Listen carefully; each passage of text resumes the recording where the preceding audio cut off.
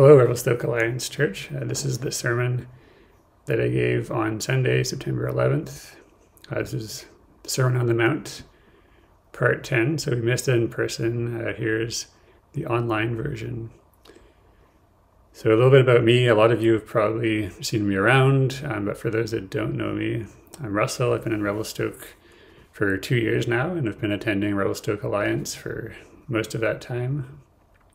I've gotten involved in some of the behind the scenes ministries, like working the sound and PowerPoint on Sunday services. Today is different in that I'm now the one giving the sermon. So here I am in the spotlight rather than hiding away up on the balcony running the sound. So before Revelstoke, I lived in Calgary. I studied engineering and science. I had an undergrad degree in civil engineering. I worked as a structural engineer and actually went to grad school in biomedical engineering. After 12 years, I made a change and moved to Revelstoke, and I started what I consider to be my dream job here in town as a software developer for Avalanche Canada.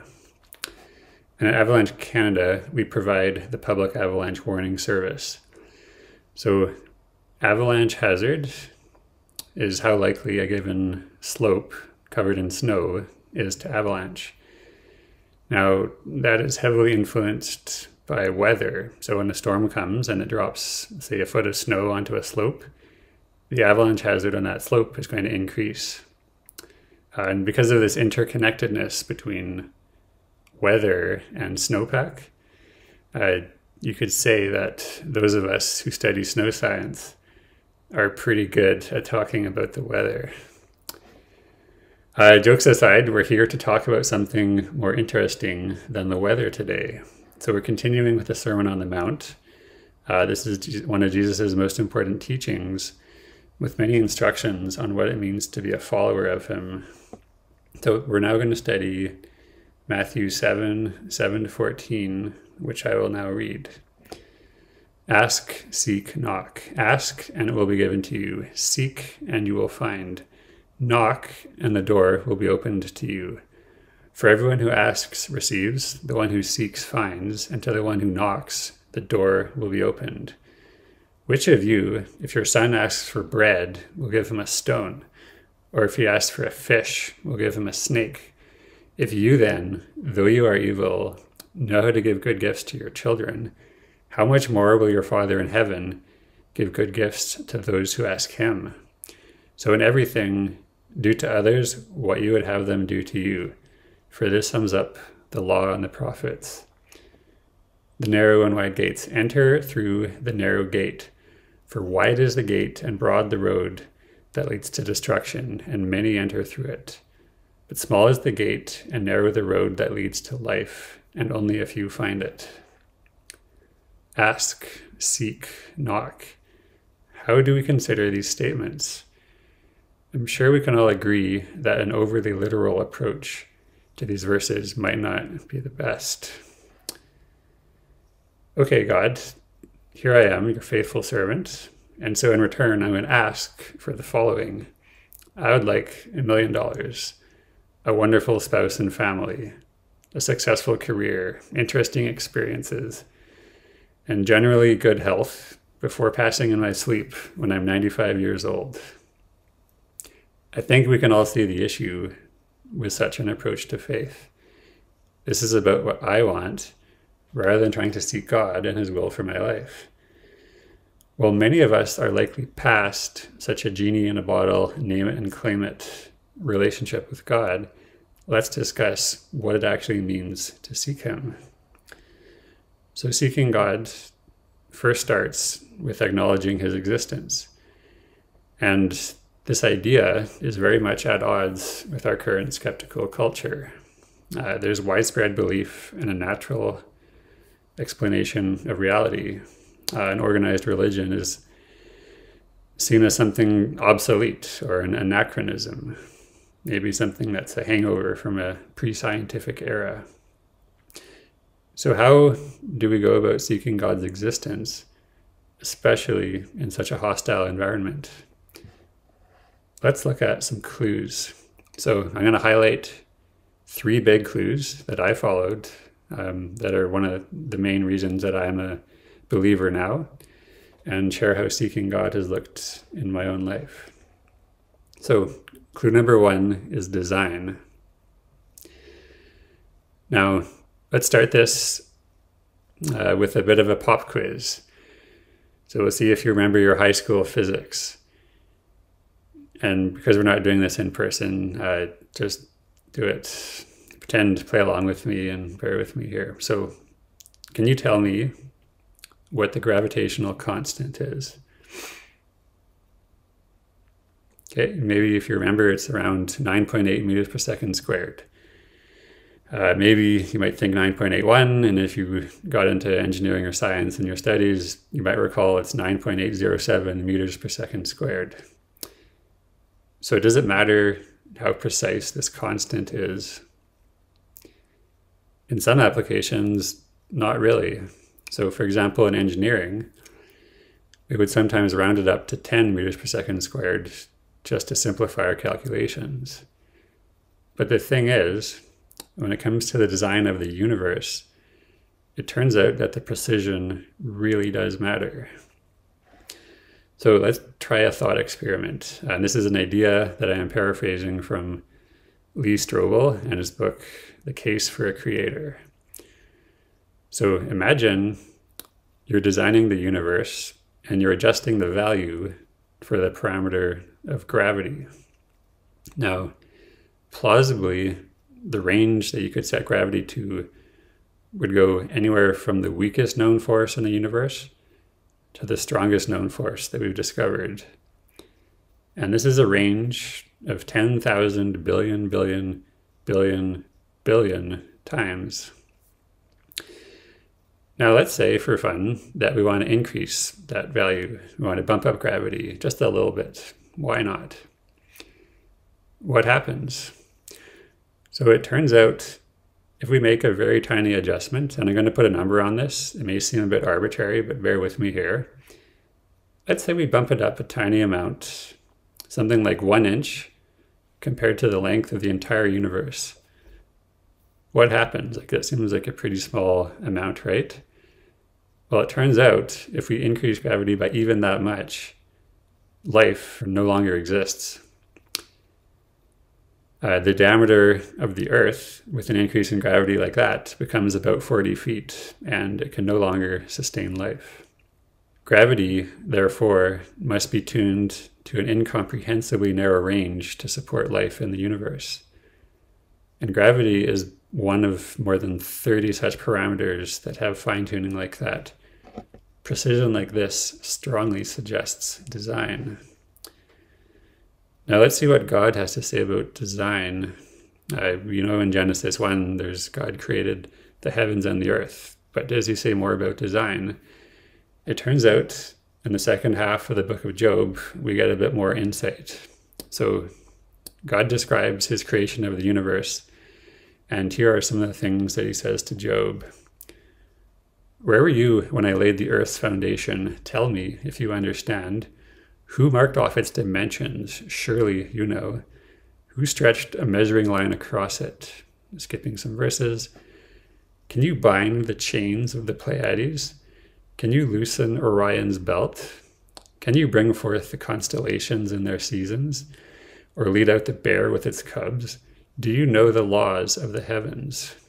In 64 such questions, God discusses the cosmos, the earth and the ocean, animals, and even weather, all areas that us humans have subjected to scientific analysis and discussion. Note the beauty that God appeals to Job with. More on beauty in just a minute. One of the big aha moments for me came in Timothy Keller's The Reason for God, where he asks, although organic life could have just happened without a creator, does it make sense to live as if that infinitely remote chance is true? From a scientific perspective, clues in the natural world point much more convincingly towards a creator than towards a naturalistic explanation. Evolution is taught as fact in schools now, yet you can poke some pretty serious holes in it. I don't have time to get into them now, but that's a discussion I'm happy to have. Talk to me sometime if you want. Repeatable scientific experiments suggest design behind the physical world, not chaos.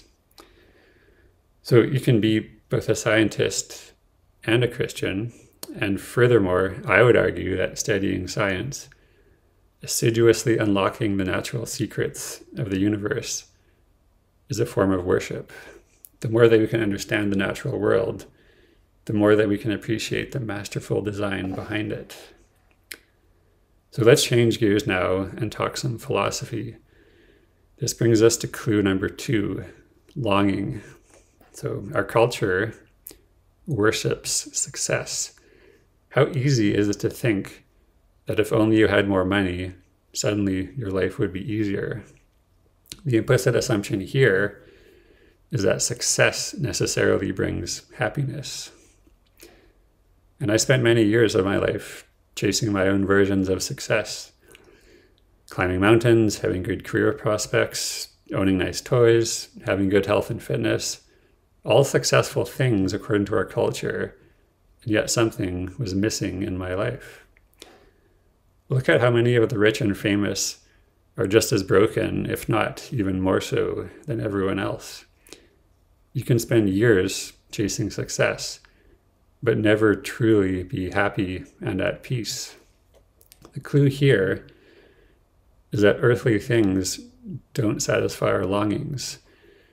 C.S. Lewis puts it this way: if I find in myself a desire for which no experience in this world can satisfy, then the most probable explanation is that I was made for another world.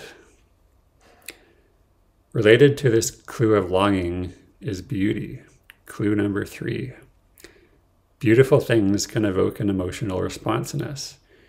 The naturalists would dismiss this as a hardwired biochemical response to stimuli. On the other hand, Timothy Keller describes this unfulfillable longing as a major clue that God is there. We're now going to look at some of my photos of creation showcasing its beauty. First, I want to preface this by saying that I've been blessed in my life to be able to explore the natural world in ways that many people may never get to. Not everyone gets to climb mountains or ski down them because they may not have the health or the means to do so. So I don't take that for granted. And 2 points before I get into this. Yeah, one is that if I can ever afford a house in this town, some of these photos are going to be what's on my living room walls. And then the second thing is you might also be happy to know that I managed to incorporate some of these photos into my graduate studies. Turns out outdoor photos can be a bit more engaging than scientific charts. Anyway, here are some photos of our beautiful province. So this is an area called Limestone Lakes in the far east of the province. Here's a view of the Bugaboos from high on Emerald Peak. This is an area called Northover Ridge, again in the very far east part of the province. This is Mount Tupper at Rogers Pass in winter. This is Mount Sir Donald in Rogers Pass. This is actually again at Limestone Lakes in the far east of the province. This was a lightning storm that happened at night. And this is our very own Mount Begbie, shot at night. When I think of this one, I think of Psalm 19. The heavens declare the glory of God. The skies proclaim the work of his hands. So all this is to say that the beauty we see in creation perhaps points to a creator. Recapping what we have covered so far, there are many clues that point to God's existence, but I focused on only 3 in this sermon: design, longing, and beauty. There are others, like morality, that I don't have time to get into, But yeah, these ones were the main ones that resonated with me. Think like a scientist. See where the evidence points. Collectively, all these clues, they mean that it is entirely rational to believe in God. Our faith is not blind, it's rational. When we follow these clues, when we ask, seek, and knock, what exactly do we find? Are we going to find some kind of a spiritual experience? Are we going to learn a good philosophy on how to live? We may find these, but more than that, what we find is actually a person, Jesus. The historical person of Jesus is how God has most fully revealed himself to us. All these clues that point towards intelligent design, if you keep following them, they point to the person of Jesus. The designer of the universe not only created us in his own image, but he actually became one of us. He literally walked on this earth and paid the ultimate price for our sins. It is through Jesus that we can be reconciled with our Creator. Jesus says in John 14, verses 6, I am the way and the truth and the life. No one comes to the Father except through me. It is comforting to know that our lives aren't just the result of some big accident. There is design to the universe, and we can have a relationship with its designer. Ask, seek, knock, accept the gift of what Jesus has done for us. In everything, do to others what you would have them do to you. Be the few who find the small gate and the narrow road. This will lead to life. So in this sermon, I have covered 3 major clues that point towards the existence of God: design behind the universe, longing, and beauty. In 15 minutes, I've only been able to skim the surface of each of these. Some of these big ideas, especially science and faith, take a lot of time to properly explore. So that is my take-home message to you today. I encourage you to ask questions. Consider the clues for intelligent design behind the universe and why it can be rational to believe in God. Seek and you will find. Have a great week.